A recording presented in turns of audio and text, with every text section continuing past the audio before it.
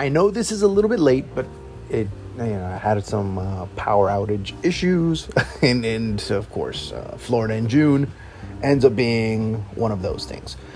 So, day 2 of Copa America, we saw some really interesting things, and again, Chile and Argentina with another draw. Again, these two teams are. It seems like when you see that Spider-Man meme of Spider-Man pointing at Spider-Man, it ends up being that, based on their virtues, based on their deficiencies, based on their strengths, based on their vulnerabilities.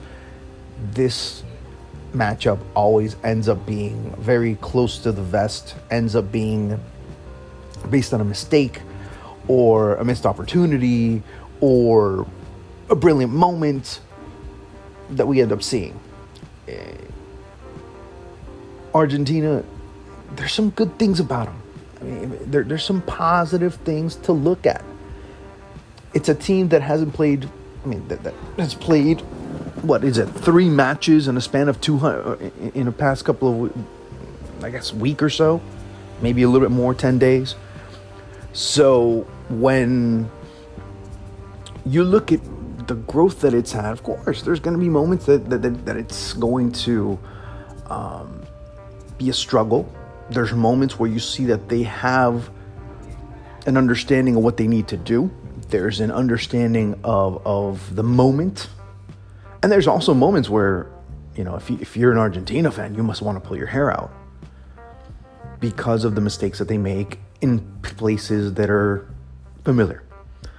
Defensive mistakes, how players position themselves. Otamendi at this point ends up being just as lacking in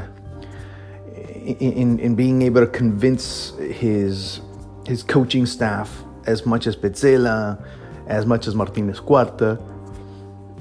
Maybe you start looking at other options. Maybe you start looking somewhere else. And when it comes to central defense, Nicolas Tagliafico comes in and commits a foul, and many are like, "Oh, it wasn't a penalty. It's not a penalty. It's not a foul." It was. It simply was. And if you start looking at it, he came in late. He wasn't positioned properly. Neither was Otamendi, and he comes in because Otamendi wasn't positioned. Otamendi was defending with his back to the attackers at times. And his time at City has been long gone, and of course, part of the reason why he's not at City, he's in Portugal. We start seeing it, and when you have those types of problems, then it's gonna end up nipping you in the butt at one point or another. When Argentina plays, the theme ends up being constant. Yesterday, you couldn't blame Messi. Messi, especially yesterday, you couldn't blame him. He set up a few instances his teammates missed. So up to what point can you say, hey, he wasn't as active? Yeah, there was moments where he wasn't active. But damn, there was moments where he was putting the ball right in that cross into the area to Nico Gonzalez, and Nico Gonzalez ends up, being right in front of goal and heads it over. The opportunities that he put in. And of course, for Argentina, it depends on a Messi moment in order to be able to get the goal. A wonderful free kick, and it shows what he was able to learn. And it was interesting to hear Claudio Bravo, of course, a former teammate of Messi at Barcelona, say, "Yeah, look, I adjusted." And in the first matchup, and of course, there was a few free kicks that Messi was able to take in the World Cup qualifying match, and you saw him. One was saved incredibly by Bravo. Another one ends up hitting the woodwork. And then, of course, he said he had made his adjustments, and he did. It was a well-taken free kick.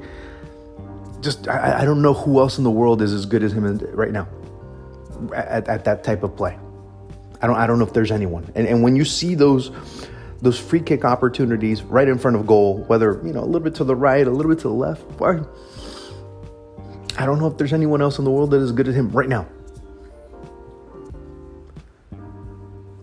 And that's pretty much where it goes as far as Argentina is concerned. Chile. Let me talk about Chile a little bit. At times they seemed lost. To me, one of the best players for Chile ends up being Jan Meneses on the day. I liked what he was able to do down that left side. Arturo Vidal, right, yeah, okay. Nothing really overwhelming, nothing really out of this world, but of course it's typical Arturo Vidal that he's able to do what he did, of course. Also, great heads up there by Edu Vargas. Many were asking for encroachment. None. It was just him being heads up and him not... I mean, if you see the replay, he's behind the Argentine defenders when he takes off. It's just that the Argentine defenders, number one, weren't paying attention. And number two, started looking for... or started trying to find a call that wasn't there, that was non-existent. You know, when Dibu Martinez ends up making the save, nobody's there for the rebound. And that's when Edu Vargas charges in and 1-1. You know, give him a great deal of effort. You know, give him a great deal of credit for the effort. So we go there. Again, 1-1. You know, if you're a betting man, that would have probably been the safest bet that you would be able to make. And not only is it the safest bet, it would have been the right bet. So, again, yet another time where Argentina and Chile end up, you know, sharing honors. Now, Paraguay.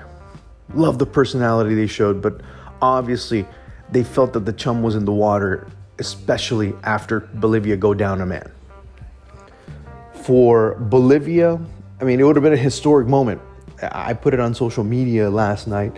Maybe it was my fault because I jinxed them. Maybe it was my fault. I don't know. I put out on social media, Bolivia's on the verge of doing something they haven't done since 1979, which was be able to go unbeaten in 3 consecutive matches. They did that back in 1979. At that point, actually, they had gone unbeaten in 4. But that's then the longest streak that they had up to now. Actually until 1985, when they had won 2 in a row, or when they had gone unbeaten in 2 in a row. That was the last time they had been able to do that. Since then, they haven't been able to establish a streak, much less. I mean, a losing streak, yes, but not an unbeaten streak in nearly 36 years. So that one came to an end yesterday. Although going into the second half, they were ahead 1-0, but they were a man down. But Paraguay also at the same time were attacking incessantly. It was a great second half performance by Paraguay where they were able to put them to the sword. Hey, you know what? They went a man down, justifiably so. And mind you, it could have gone 2-2 at one moment. There was a counterattack by Bolivia, and Bolivia ends up, you know, with Anthony Silva in goal. I love Anthony Silva as a goalkeeper.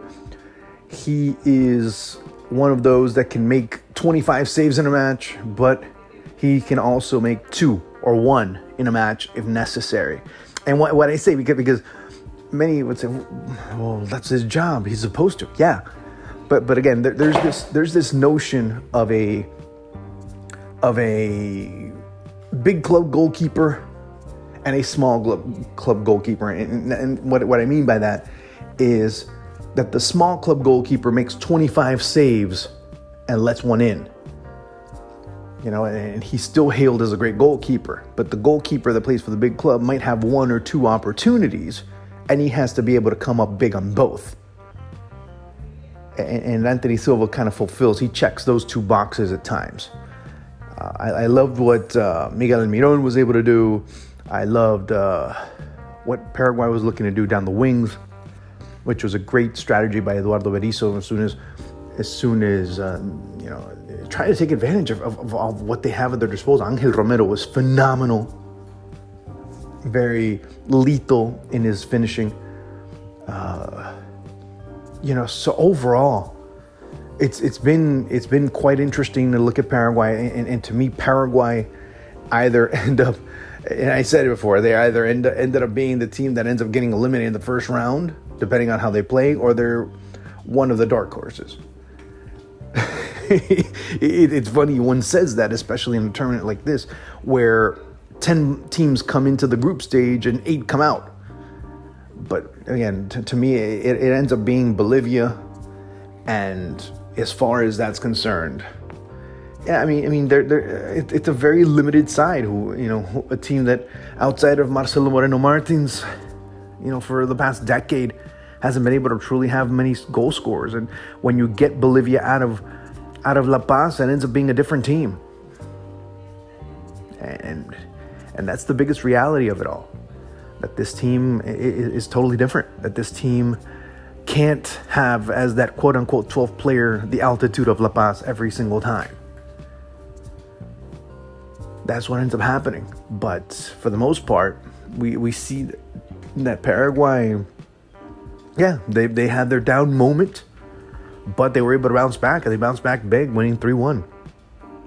And they have the tools, they have the players to be able to be that dark horse.